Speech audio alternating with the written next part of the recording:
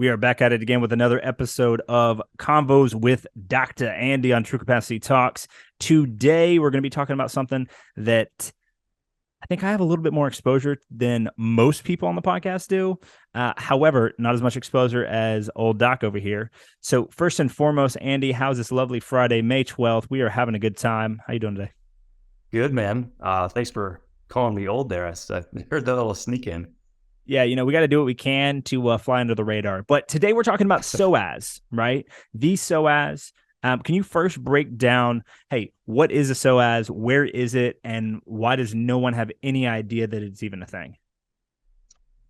Yeah. So first off, the psoas is a little bit of an odd muscle because it starts off with the letter P. It's a silent P. Psoas. So, and the full name of it is actually called the iliopsoas. And the reason why that is it comes off two different bones, but it has one place where it attaches to, and we'll get to that in a second. But so first off, what is the psoas? So it's the primary hip flexor muscle, or it's the muscle that brings your leg closer to your belly, or your belly closer to your leg. So it folds you in half, essentially. So now where it comes off of is it actually comes off your spine. So you have three sections of your spine. People usually know the neck. They know their mid back where their rib cage is, like their chest, and then their low back or their lumbar spine. So that's usually where a lot of people, I'm a chiropractor, that's usually where a lot of people end up having pain. So when I say it comes off the spine, is if you put your hand on your belly button or put your hand on your stomach, right? Directly beneath that deep is your spine. So the psoas muscle actually comes off the front of the five bones of your low back.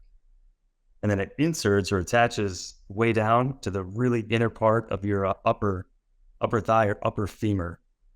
Okay. Femur just being your thigh bone. Okay. Okay. Deep Yeah. underneath your quads.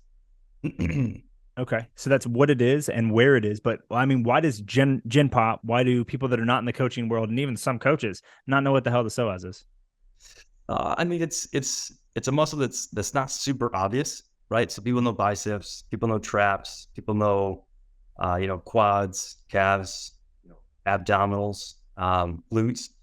So I think that the psoas has obviously it's always been here. We've always had it. It didn't just morph out of nothing, right? In human anatomy, but I think it's gained a lot of traction in just health in the media in the last, I think, like decade, maybe 15 years, specifically in the last 5 years, really, just because it's given a lot of people low back pain. And it's a really tough muscle to kind of target, especially for like, say, stretching or mobility, because it is so deep. And I have a general thinking that most muscles that are pretty hard to access are ones that the body generally tends to want you to leave alone, that are hard to access. So I think that's probably why it's been so left alone for so long, is because, well, it's underneath your digestional tract, it's underneath your intestines. And so a lot of people really don't go hunting for it. It's much easier to just roll out your quads, roll out your hamstrings, stretch your hamstrings, right? Than it is to really target your psoas. So, and I think a lot of people don't have the general knowledge on it because it's not taught in general yoga classes or in most general, we were talking about this beforehand, before we got done. It's not taught a lot in old school strength and conditioning certifications or continuing eds. At least didn't used to. Yeah, I don't think CrossFit's teaching it. Maybe some others. But okay, so is there any real reason in your mind why certifications and coaches are not getting educated on this, or CEUs are not structured around deep muscle that a lot of people neglect? I wouldn't say all of them are not, but my background didn't, until I went to massage therapy school or even chiropractic school. I didn't get a whole lot of insight into the psoas. I learned the origins, learned the insertions, learned the innervations, like the nerve supply, the blood supply to it, and the action of it. But I never really conceptually was told, like, hey, this could be why, somebody could be stiff in their hips, or this could be why they're stiff in their low back, or maybe other ailments that they're suffering from. It just never really, there was never that critical thought or assessment to apply it to, well, it basically just raises your thigh up, Mm. you know? And that was basically it. That was just kind of how it was brushed by. But, and I know we're going to kind of get into this, but the biggest thing that I was never told, but it made sense in my mind was that, okay, because of where it starts off on the lumbar spine, so your low back, it attaches to your discs of your low back and the bone and some other tissues. When the psoas or the hip flexor muscle, those are synonymous. When that gets tight on one side or both sides, that'll compress your vertebrae or your spine together. Mm. So the discs in between the bones, right? They're like donuts. There's a little jelly center, right? When you squish that, the jelly starts to want to leak out, right?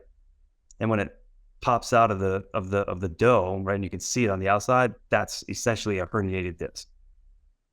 Okay, so I'm not saying that everyone who has tight psoas muscles ends up with a herniated disc, right? But it compromises it.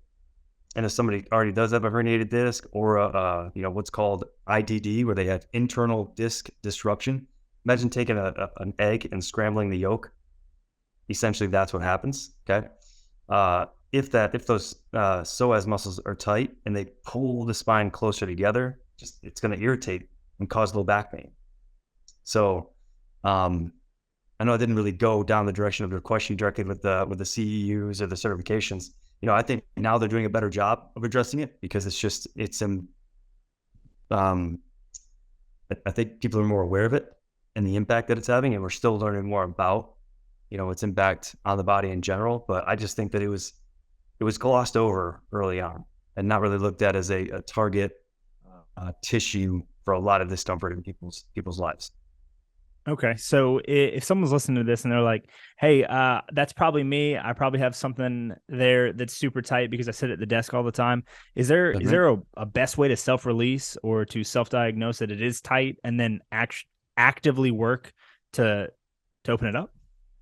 Sure. I mean, the body's a great system of feedback to let you know if something's going to work or something is going to be positive for you. So there's a couple of stretches. One is just what's called the couch stretch, or the world's greatest stretch. People can look those up on YouTube or whatnot. But if you do that and you hold that for a minute or two, I usually like to hold stretches for about 2 minutes at minimum. But you get up out of that and your low back feels a little bit looser, feels better. You have less pain, maybe. That's usually a good sign that, oh, okay, my hip flexor needs to be stretched out, and that's relieving some of my tension, my compression in my low back. Mm-hmm. It's a difficult one to use a massage gun on because it is incredibly deep. But you can also book in a massage, and usually most massage therapists now, if they're pretty good, they're going to understand how to access the psoas. And James, I know you've had experience with that.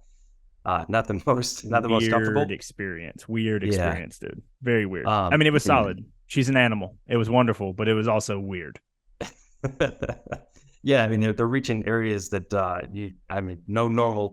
no human would want somebody to reach in and grab. But I mean, doing that quick stretch as an example and kind of feeling how your back feels after that. Okay, doing a little diagnostic test before and after, that's usually a good sign that your hip flexor is pretty tight.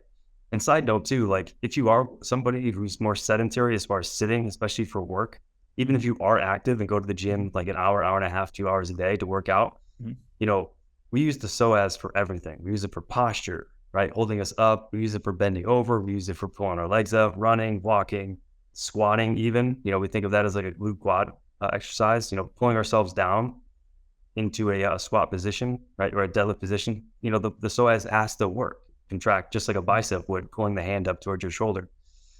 So it's kind of working 24/7, 365. And so a lot of us have short and tight hip flexors or psoases over time. So, and a lot of us, if we're not active, we probably have a lot of scar tissue that needs to be stretched and worked out. Got it. Okay. And so is there outside of, so you have world's greatest stretch, right? Yeah. or a couch stretch, right? Mhm. Depending on who you're talking to and what they want to call it on that day. Sure. Outside of that, is there anything else that people could do to self assess here and self move? As far self-assess, as far as like figure out if their psoas is truly what's causing their low back pain. Mm-hmm. Yeah, I mean, if you are one of those people that sits and it takes you a second to stand up out of a chair or a couch position, you're like, oh, and you feel it in your low back, and you're like, oh, it takes you a second to really get fully extended. That's usually a good sign to me that if their hip flexor is pretty tight. Mm-hmm.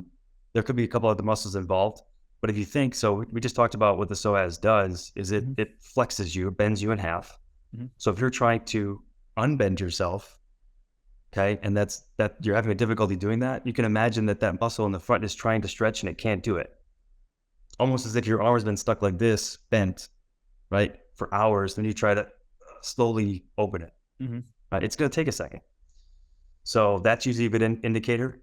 And then there's a ton of stretches that you can honestly do for it. But another good thing, if you do like to work out and you do a ton of say toes to bars or flutter kicks or V-ups, anything where you're pulling your legs up, knee raises, etc., and your low back kind of gets sore during, right after, or even maybe, a couple hours after, that's usually a good sign that you overworked, you're already overtired and overtight hip flexors. Okay.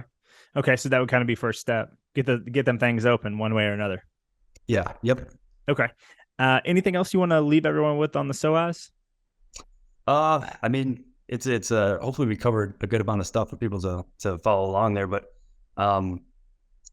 if you do address it and it's not giving you a whole lot of relief in your back, like don't fret. I still think you can get benefit out of stretching your hip flexor. But by all means, this is just an introductory as far as like what you can do yourself to Okay. alleviate some low back pain if that's you. So, but no, I mean, hopefully, it was easy to follow and explained at a level where people can understand it. Yeah, I think so. So everybody that's listening, thank you so much for tuning in. We appreciate your attention, your most valuable asset, as Mr. Hormozy says. We will be every single week. You can count on us to be releasing 9 a.m.